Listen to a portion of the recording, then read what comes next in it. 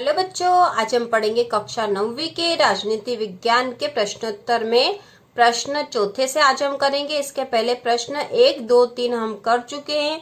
यदि आपने वो वीडियो नहीं देखा हो तो आई बटन की लिंक में जाकर देख सकते हो, या फिर हमारे चैनल की प्लेलिस्ट में जाकर भी देख सकते हो बच्चों, जिससे कि आप आगे के प्रश्न अच्छे से कर लो और आपको अच्छे से समझ में आ जाए। और यदि आपने यह पाठ नहीं पढ़ा हो तो भी इसके वीडियो उपलब्ध है बच्चों, जो कि आप चैनल की प्लेलिस्ट में जाकर देख सकते हो। तो चलो बच्चों शुरू करते हैं। प्रश्न चौथा, इन सभी कथनों में कुछ चीजें लोकतांत्रिक है और कुछ अलोकतांत्रिक। हर कथन में इन चीजों को अलग अलग करके लिखे। तो इस तरह के प्रश्न हमने पहले भी करे थे बच्चों, लोकतांत्रिक और अलोकतांत्रिक करना। अब एक ही वाक्य में लोकतांत्रिक और अलोकतांत्रिक चीजें दे रखी जो हमें छांट कर लिखना है। तो पहला है, एक मंत्री ने कहा कि संसद को कुछ कानून पास करने होंगे जिससे विश्व व्यापार संगठन WTO द्वारा तय नियमों की पुष्टि हो सके।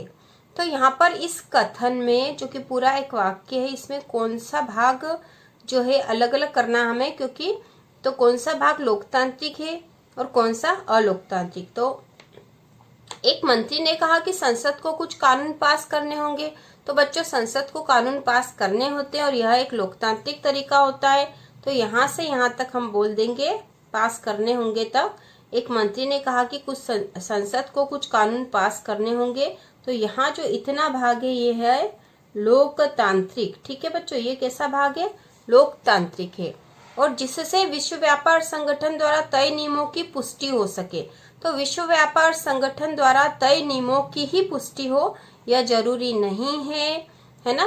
तो हर देश में अपना अलग पक्ष हो सकता है, वह विश्व व्यापार संगठन के नियम देश के अनुकूल है या नहीं। और केवल उसकी पुष्टि करने के लिए कानून पास करना ठीक नहीं है, क्योंकि उसके पहले संसद को विचार विमर्श करना चाहिए उस पर। तो पुष्टि हो सके वाला जो कथन होगा बच्चों, इसको हम लिखेंगे अलोकतांत्रिक।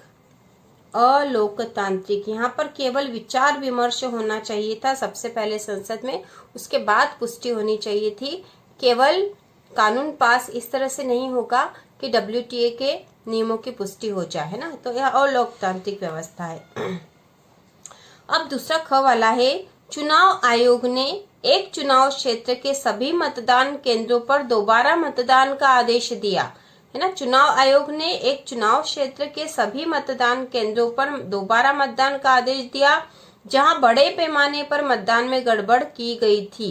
ठीक है, तो चुनाव आयोग ने चुनाव क्षेत्र के सभी मतदान केंद्रों पर दोबारा मतदान का आदेश दिया।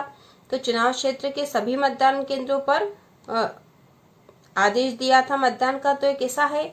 चुनाव आयोग ऐसा फैसला ले सकता है बच्चों, यदि गड़बड़ी हुई हो तो फिर से वहां पर चुनाव करवा सकता है। तो यह लोकतांत्रिक तरीका था। तो यहाँ हम लिखेंगे बच्चों, यह पूरा जो तरीका था लोकतांत्रिक, है ना, लोकतांत्रिक।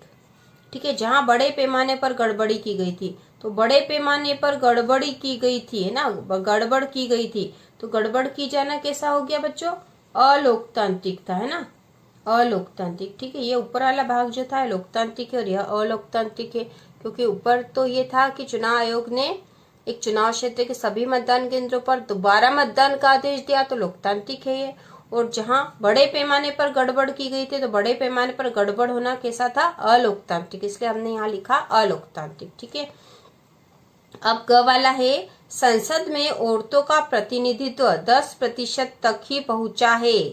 औरतों का प्रतिनिधित्व कितना पहुंचा है? 10% तक ही पहुंचा है। इसी के कारण महिला संगठनों ने संसद में 1/3 आरक्षण की मांग की है। तो 10% तक ही पहुंचा, तो कैसा है बच्चों? यह अलोकतांत्रिक है ना। केवल 10% प्रतिनिधित्व दिया जाना तो अलोकतांत्रिक है, तो यहाँ पे अलोकतांत्रिक आएगा। और इसी के कारण महिला संगठनों ने संसद में 1/3 आरक्षण की मांग रखी। महिला संगठनों ने मांग रखी जा सकती है, तो ये लोकतांत्रिक होगा। ठीक है, ये लोकतांत्रिक होगा, मांग रखे जाना, और 10% तक ही पहुंचा है, तो यह है अलोकतांत्रिक है। ठीक है, अलोकतांत्रिक, अलोकतांत्रिक है ये। तो अलोकतांत्रिक है ना, 10% तक ही पहुंचा है, अलोकतांत्रिक है।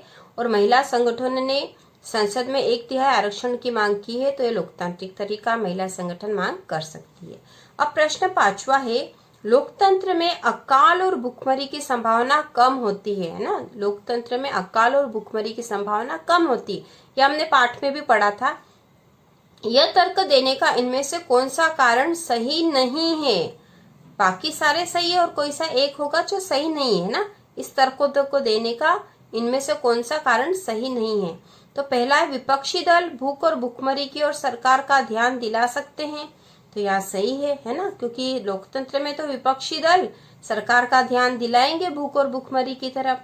दूसरा है, स्वतंत्र अखबार देश के विभिन्न हिस्सों में अकाल की स्थिति के बारे में खबरें दे सकते हैं।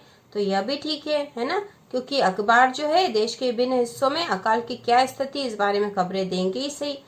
ग वाला है, सरकार को अगले चुनाव में अपनी पराजय का डर होता है। तो यह भी सही है, क्योंकि सरकार को 5 वर्ष के बाद वापस जनता के सामने प्रस्तुत होना पड़ता है और उस समय यदि अकाल की स्थिति में सरकार ने अच्छा काम नहीं दिया हो तो जनता के सामने वह जवाब नहीं दे सकती है।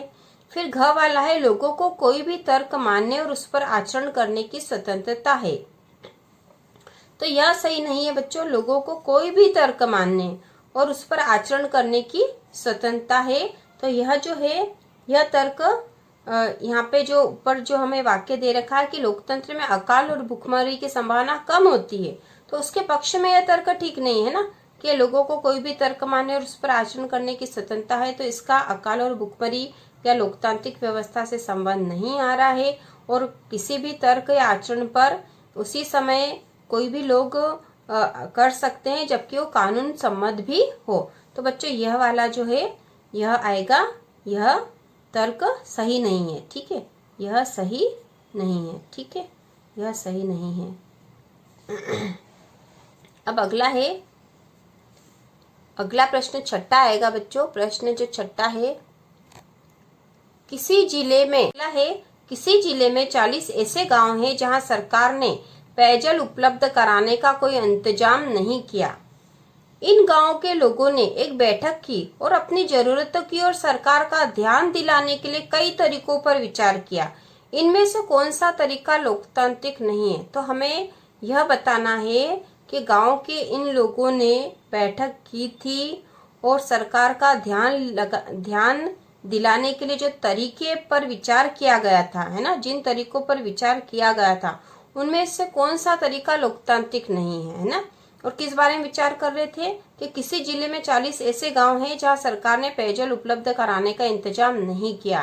तो 40 ऐसे गांव हैं जहां पेयजल उपलब्ध नहीं हो रहा बच्चों और सरकार ध्यान नहीं दे रही है। तो इन गांव के लोगों ने बैठक करी है और अपनी जरूरतों की ओर सरकार का ध्यान दिलाने के लिए बहुत सारे तरीकों पर विचार किया है ना। तो यहाँ 4 तरीके दे रखे हैं, तो हमें बताना है कि कौन सा तरीका लोकतांत्रिक नहीं है। ठीक है, तो इसमें क वाला है, अदालत में पानी को अपने जीवन के अधिकार का हिस्सा बताते हुए मुकदमा दायर करना। तो बच्चों ये क्या तरीका लोकतांत्रिक है या नहीं? क्या अदालत में पानी को जीवन के अधिकार का हिस्सा बताते हुए मुकदमा दायर किया जा सकता है? तो हाँ बच्चों, किया जा सकता है ना। लोकतांत्रिक सरकार में, लोकतांत्रिक शासन व्यवस्था में ऐसा कर सकते हैं। फिर ख वाला है, अगले चुनाव का बहिष्कार करके सभी पार्टियों को संदेश देना। तो जनता या मतदाता ऐसा कर सकते हैं कि वो चुनाव का बहिष्कार करे और जिससे कि सभी पार्टियों को संदेश पहुंचे कि हमने इन गांवों में कोई काम नहीं किया, इसलिए यहाँ की जनता हमसे नाराज है। तो यह भी सही तरीका है। सरकारी नीतियों के खिलाफ जनसभाएं करना, तो यह भी जनता या इन गांवों के लोग कर सकते हैं कि वो सरकारी नीतियों के खिलाफ जनसभाएं करें, है ना। जनसभाएं करके अपने विचार प्रस्तुत कर सकते हैं और जन आंदोलन बना सकते हैं जिससे कि सरकार का ध्यान उनकी तरफ जाए। फिर घ वाला है, सरकारी अधिकारियों को पानी के लिए रिश्वत देना। तो क्या यह तरीका लोकतांत्रिक है बच्चों? रिश्वत देना तो भ्रष्टाचार को बढ़ावा देना है और यह लोकतांत्रिक तरीका नहीं है। तो यहाँ पर हमें लिखना है कि लोकतांत्रिक तरीका लोकतांत्रिक नहीं है। ठीक है, लोकतांत्रिक नहीं है, यही हमें बताना था कि इनमें से कौन सा तरीका लोकतांत्रिक नहीं है। तो यह वाला तरीका जो है रिश्वत देने वाला लोकतांत्रिक नहीं है। ठीक है।